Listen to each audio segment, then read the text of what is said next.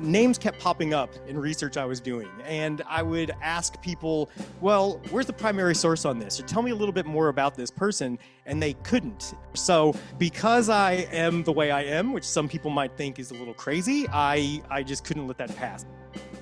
That's Sean Reynolds, explaining how he went from being the Ghost Signs guy, famous on Instagram for wandering the streets of Melbourne, photographing beautiful old faded signs, to spending his days deep in the archives, combing through criminal files and newspaper reports, unable to give up the chase, no matter how dark the stories became. The talk tonight is called Names in the Margins, and the margins is basically where the archive put people they didn't know quite what to do with. So a lot of these stories, they're all from people who they didn't get plaques, they didn't get statues, they didn't get a ghost sign, they didn't have a business or anything like that. But these are still people who helped create the city that we know today. So these stories are still very important and still worth telling.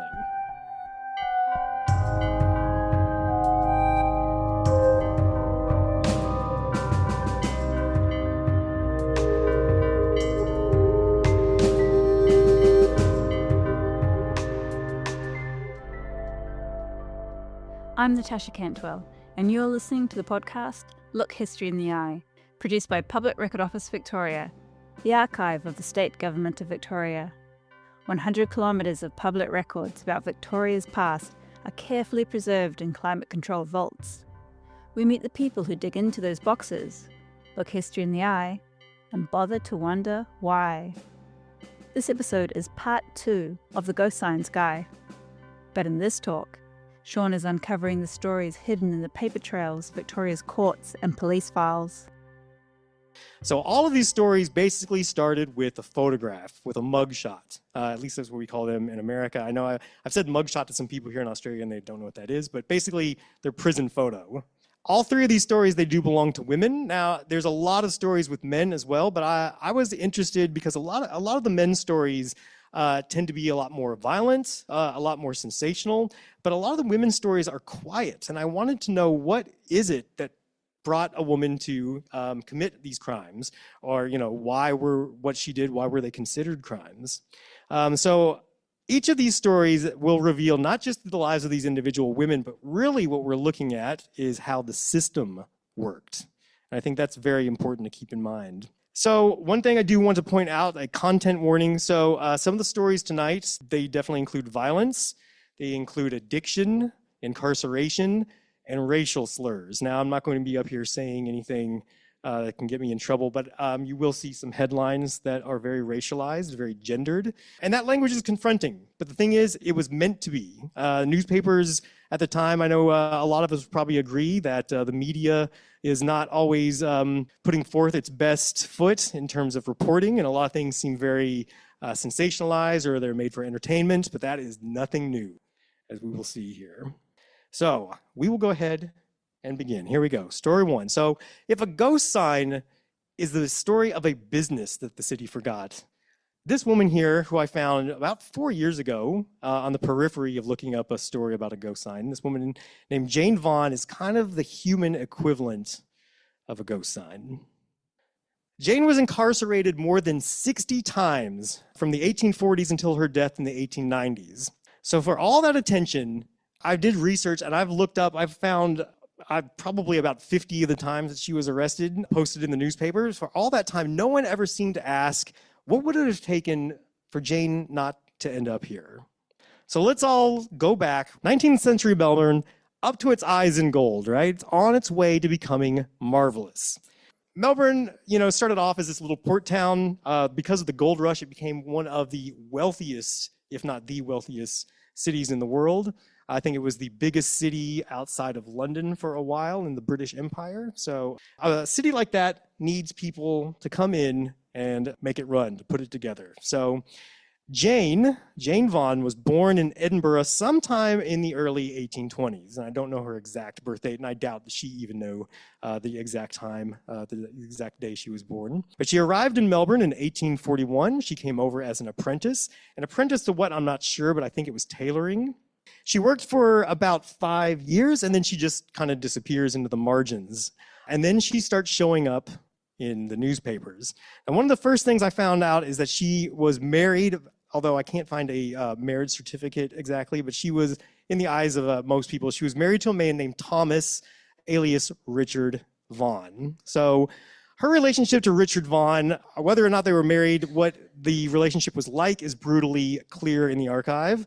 Basically, alcohol, violence, repeated charges, and many times she refused to testify. At least once she is found on the street with her face bloodied in Castlemaine. Another time he gets arrested because he's beating her in public and she refuses to testify against him. We don't need the archive to tell us why. Obviously, times like that, women were boxed in a position where if you weren't married, you had very few options. If you were married, you had maybe even less options. So if she testified against him, she risked retaliation. She would have risked another brutal beating. If he's put away for too long, she doesn't have a lot of options in terms of being able to get a job and take care of their kids, which they had 2 children, 2 boys. But yeah, so both of them spent a lot of time in and out of jail. And in fact, I'm relatively certain that they met in the drunk tank. So the court always referred to them both as great drunkards. So Jane shows up in the record under multiple names. So all 3 of the women we're going to talk about tonight had multiple aliases. Ellen Vaughn, Jane Jamieson, Jane Williams, Jane Vaughn.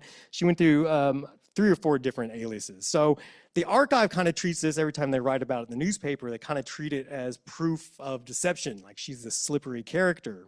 But I think the more you read about it, when you start doing the research on this stuff, you start to see like a lot of times people change their names not because they were trying to come up with a criminal alias. They were doing it because they wanted some room to breathe. They didn't want to walk into a court with a name that had already had 40 pieces of evidence against it. They wanted to come in as something clean slate. So Jane's list of offenses repeats pretty much over and over again. Drunk and disorderly, obscene language, vagrancy, small thefts, boots, buckets, cloth, photographs, umbrellas, a frying pan, a tin dish. She stole a lot. Now, I would never go as far as to say she was a kleptomaniac or anything like that, but I think we can tell a little bit about what was going on there. All these crimes, none of them are heists, right? So they're not crimes of ambition. They're crimes of keeping yourself alive. She's drunk, and why is she drinking? Well, she's got a horrible home life, right? She's using obscene language. Well, why is she like that? Well, that's what she's heard her entire life. She's picked up, basically, taken to court, thrown in the drunk tank, receives a fine that she can't pay, so they send her back to prison, and then they release her, and she's got no safety net or anything like that, and the whole cycle repeats over and over again. So why someone can be incarcerated 60 times. In 1892, she's arrested for stealing boots, because when she's arrested, she says, well, the reason she stole the boots is because she needs new boots. She doesn't have any money for them. The magistrates during this time seems to sympathize with her. But because there's no welfare system, there's no place to put her, really, he basically says, well, I'm going to send you to jail where you can receive medical attendance and all the comforts. Which is a chilling way to think about. This is how things operated. If you wanted a bed or a meal or medical attention, the really only way the state could see helping you with that is to put you in prison. And once you're in prison at the time was like prison now. It was very violent. It was not a pleasant place. So it's not something that someone would want to go unless things were pretty dire. The other thing, so we've got, the police know her name, the courts know her name, and the newspapers, they all know her name. And they don't just report Jane, they turn her into a character. So they basically frame her in language that makes her look like the drunken hag, the violent woman, the street nuisance. You can see up here, they call her a notorious old thief. Some of the other things that she is called in some of the newspaper articles are a wretched woman, a woman of immoral character, a perfect nuisance. One article describes her as an uncomely damsel with a black eye and other honorable marks. So this is basically the newspapers, the media, basically reveling in this woman's misery and turning it into entertainment. It's a way for people at home to look at a newspaper and kind of look back at themselves and say, oh, yeah, things are bad for me, but at least I'm not her, right? So it's violence in a different way.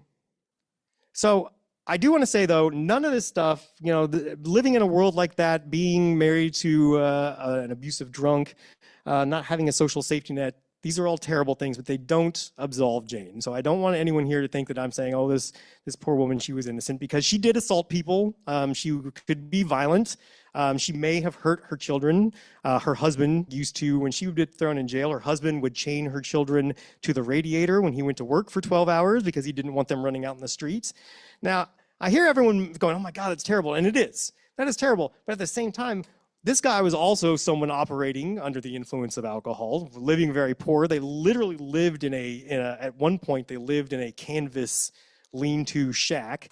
He had no social safety net either. He didn't want his kids running out into the streets, so he chained them up rather than letting them run out and get ran over. Now, obviously, that's going about it the wrong way. And I hope that no one here is going to write a blog or an article saying that I'm excusing child abuse in any way. But I think it's important for that context to think about what this person was going through. His wife is in jail, right? Now, in 1852, Jane is actually charged with stabbing Richard in the back. He's bent over a kettle making his tea. So even though she stabs this guy in the back, it's really hard. It's hard to look at it in both ways. In one way, you think, my God, she stabbed this guy in the back. But it's really, when you think of the larger context, it's the latest salvo in this ongoing domestic war they've got going on. In fact, he doesn't press charges against her, so they stay together. I didn't write about it in here, but as I was doing this research, so I kind of take these things as far as I can go without, just making someone's entire life story a multi-volume thing. So, but I do keep every once in a while, I will go back in the archives and see, oh, maybe I can find just one more little piece. Well, Richard Vaughan kind of disappears, and what happened was they went out 1860s. There was one small town, and I forget which town it is at the moment, but they went up there because he wanted to dig for gold. Well, he was so drunk and everything, he couldn't get a job even working with anyone else to dig for gold as a miner. But around their house were all these deep pits. Well, one night it rained. Richard Vaughan, drunk, fell into a pit and drowned. And they took her to trial for it, but she had nothing to do with it. In fact, she was upset that he was gone, for all that violence. She didn't kill him, and she didn't want him to die. By the time Jane herself dies in Melbourne Hospital, in 1893, she's 70 years old and has been convicted more than 60 times. She's never rehabilitated, she's never redeemed, she's never supported, she's just processed. The system had one move, which was punish, release, punish again. So Jane Vaughan, who came here in 1841 and lived through the gold rush up until 1893, she is what I think of as the underside of Melbourne's gold rush dream. You have all this wealth, we're building these huge, huge buildings, many of which are still around today, and the only safety net this woman had was to go back to jail. Not that I think she wanted to go back to jail, but jail had a roof and it had food, it had warmth. So one thing I want to point out, so people will ask, why did you want to tell this story? Well, one, I think it's fascinating. I think it's important because a lot of these people don't get these. I can't imagine since 1893 anyone has gone back in the archive and thought too much of Jane. So in a way, it's bringing this person's story back to light. I think the other thing to think about is today, Australia's fastest growing prison population is women. And many of these women are incarcerated for similar offenses, poverty-driven offenses. And Jane's story basically, I think, reflects some of the uglier truths that we see today. That a lack of compassion, a lack of community, a lack of support dressed up as personal responsibility, that sets people up for the same thing. So you can look at Jane Vaughan and her story, and you can see the same thing happening today. I realize, probably a lot of you who have come to my other talks, I talk about ghost signs, and it's usually a little lighter. So it's nice, a little bit heavier, but very important. Our next person here, she was someone I wasn't looking for, and I kind of just came upon her photo as I was chasing something else. And I saw this picture of her, and you look at a picture of like Jane Vaughan's, it looks very old, she's an older lady. You see someone that looks like this, and I had to stop and go, wow, that's like a modern 1920s woman right here. So this woman standing here, she's got this cloche hat on, the little bell hat. She's got her scarf on. Her name at the top, you can see it says Audrey Brocken. Well, Audrey Brocken was not her name. So she was born Frida Marie Cuno in Yarraville around 1909. She was the eldest daughter in a very large working class family. And like many of these women, she had alias upon alias upon alias. So her first collision with the criminal court comes in 1928. So that's when that picture was taken, right in there in the middle of the 1920s. She was 18 years old. And basically, when she gets picked up, she's known under two names. Audrey Brocken, the one we saw there at the top of her photo, and the other one was Phyllis Shaw. So she basically found work as a domestic servant, working for a couple of people in North Carlton. I know it's Carlton North. The paper says North Carlton. And one day she left, and she took with her a diamond ring, a traveling rug, clothing, and about 15 pounds in cash. So nothing too nefarious, but just enough. When the police finally caught up with her, it was here at the Belgrave Coffee Palace under another alias she was using at the time. So the first time they pick her up, she's already known by 4 different names. Then she's sentenced to 3 months in Pentridge prison. So she goes there, spends her time in Pentridge, and as far as I know, she is a model citizen of Pentridge and gets out after 3 months. So after she gets out, she decides to go straight. Frida Marie Kuno marries a man named Hammy George Waits, who was a naval petty officer. They got married on the 7th of January, 1930. They moved around frequently because he was in the armed forces. They lived in Victoria. They lived in New South Wales for a bit. They had a son whose name was Terence, known as Terry. If anyone here is a Collingwood football fan, Terry Waits played for Collingwood in the 1950s. He's still around. I saw a picture of him not too long ago. He's still seeing matches. So I was half afraid he would show up because you look up these stories and you start telling these stories about people. Man, these are real people. These are people's relatives and stuff. And, I'm not sure how much Terry knows about his mom, to be honest. So I didn't know if this information would be new to him or not. But, Terry's got his own story. He was obviously successful. He's still around today.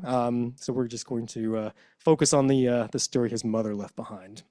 So in 1938, her husband, Hammy filed for divorce on the grounds of desertion. In court filings, so I also go through reading a lot of these things. So I know a lot about Australian law, especially from the 1890s to the 1950s.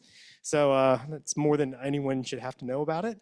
Yeah, so basically he lays out, as they were married, he would have shopkeepers coming to his door, unpaid accounts showing up in his wife's name, her disappearing for a couple days at a time. In 1935, they were living in Beecroft, New South Wales, and she basically just left with no explanation, no forwarding address, no note, nothing like that. So he took her to divorce court 3 years later.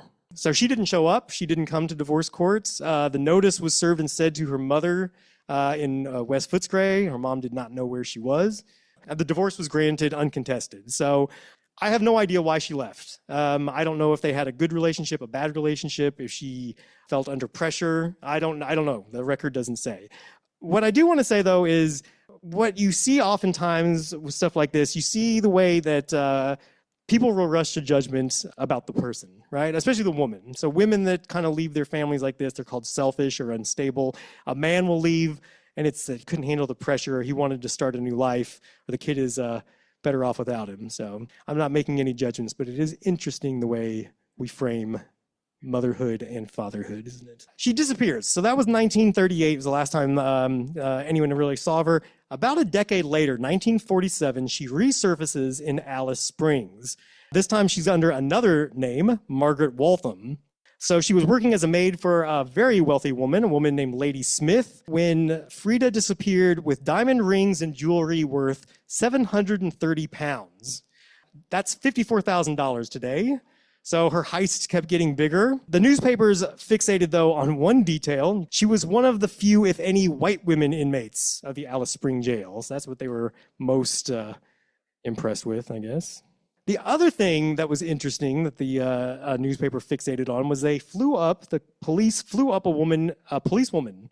Policewoman Jean McInnes was flown up to pick Frida up for trial. Now, I had a harder time finding anything about Jean McInnes than I did Frida Kuno, which is really interesting. Just real quick, Jean McInnes was one of the first 5 policewomen in Victoria. After she got married a few years later, they made her stop being a policewoman because married women couldn't be police officers. But one of the big things she did is she flew up to Alice Springs to escort Frida back to Melbourne to face trial. The press loved that, women chasing women across the country. And Once Frida got back to Melbourne, she was charged not just with theft, but with impersonation. So she had walked into the Meyer Emporium, signed the name Lady E.O. Smith, and walked out with a brand new wardrobe. So not only did she steal about $54,000 worth of jewelry, she also bought herself a new wardrobe under this woman's name. But she was sentenced to 9 months in Pentridge, which is with hard labor.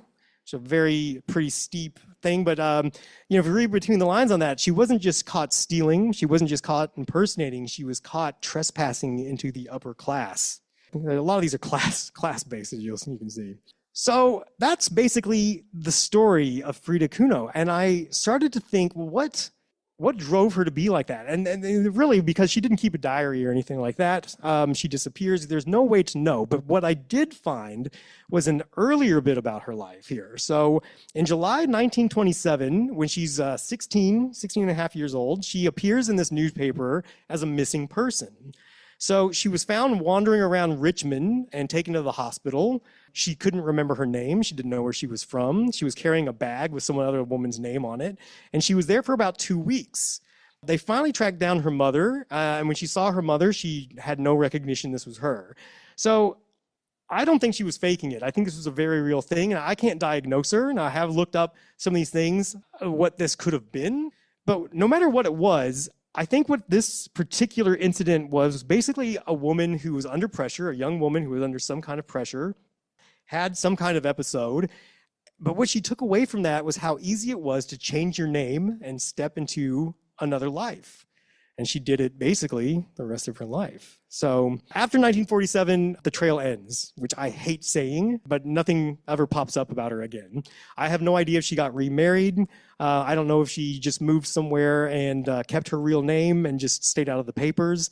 I don't know if she died and was buried under another name that never belonged to her. The archive kind of goes cold. And because she moved around, if she never came back and saw her family again, and she passed away, there's no death certificate, at least none with her name. So I don't know what happened to her. But again, not to excuse this woman, right? So obviously she had some problems. She learned to live the way she could in a world that didn't understand her. She had to make her own way. She had no safety net. Again, there's no such thing as going to see your psychiatrist or psychologist. So I don't want to turn her into a good guy or a bad guy. I'm just trying to point out that how often now these days do women or people change their names to avoid bad domestic lives or things like that. So again, not too dissimilar from things that we see today. So this is going to be our last one, Elsie Williams. And our first one, Jane Vaughn, was about Gold Rush era Melbourne. Our last one, Frida Kuno, 1920s to the 1940s. This is also about early 1900s to the 1940s, Elsie Williams, but I will caution everyone, this is probably the saddest and definitely the most racialized. So Elsie Williams' prison photograph, but it just says suspect.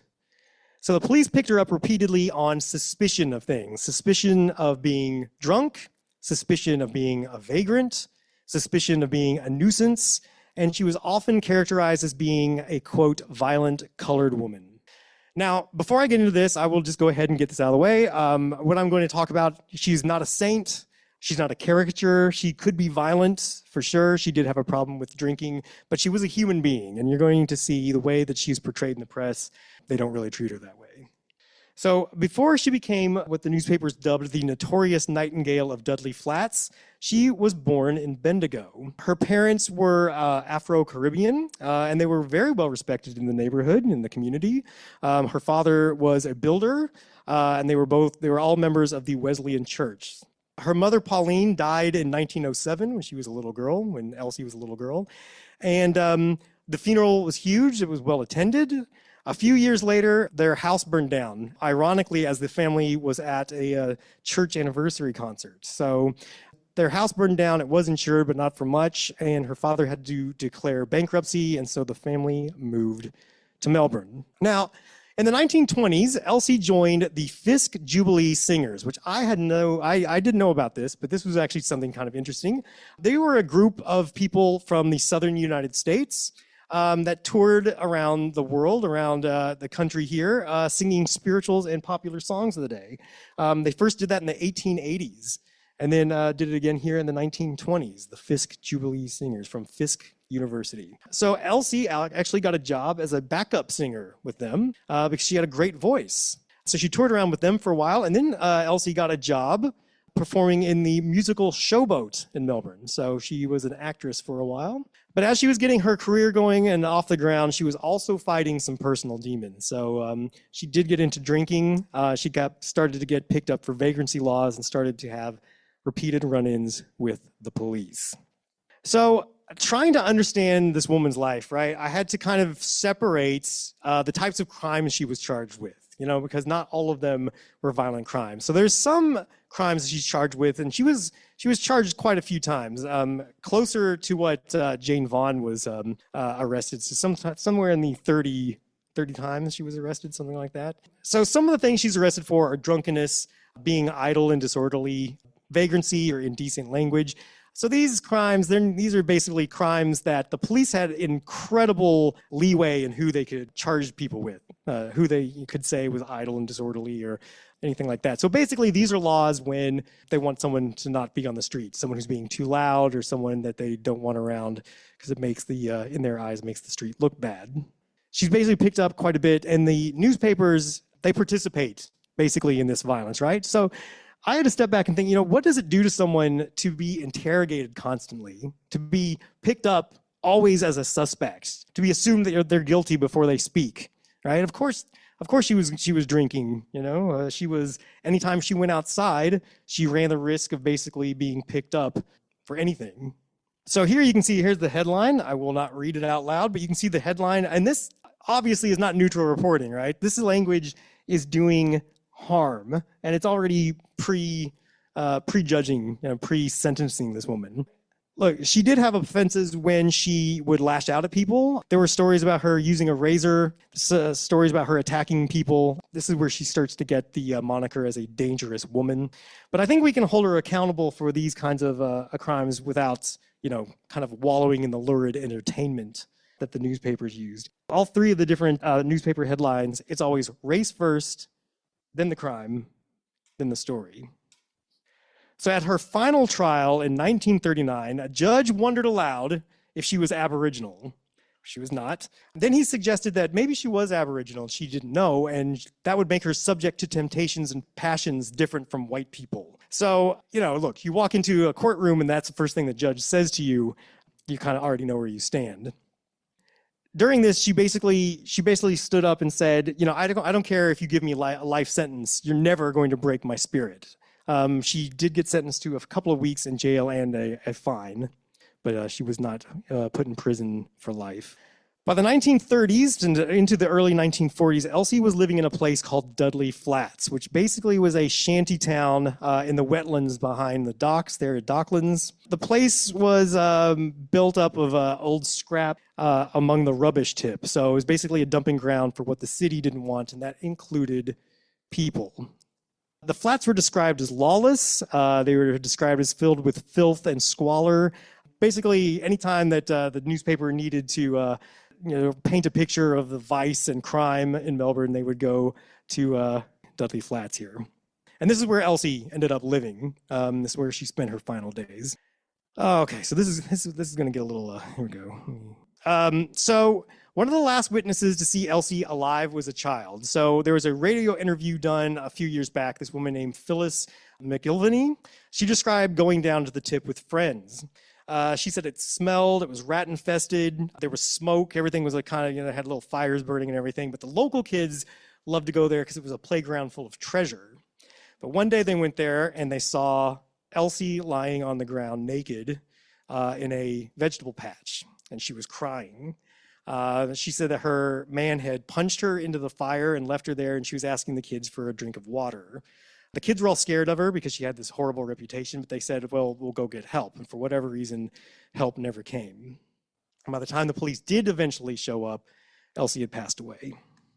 The newspapers fixated on the squalor and the horror of it. All the headlines are pretty graphic and gruesome. At the time, the Harbor Trust, this was kind of the last straw. They finally decided they were going to demolish the shanties, patrol it so people couldn't camp out there. Basically, trouble removed, area cleared, problem solved. So, her tragic death, obviously, it doesn't negate the bad things she did. Like I said, she did attack people sometimes. She could lash out. She could be dangerous, but she could sing. She was very talented.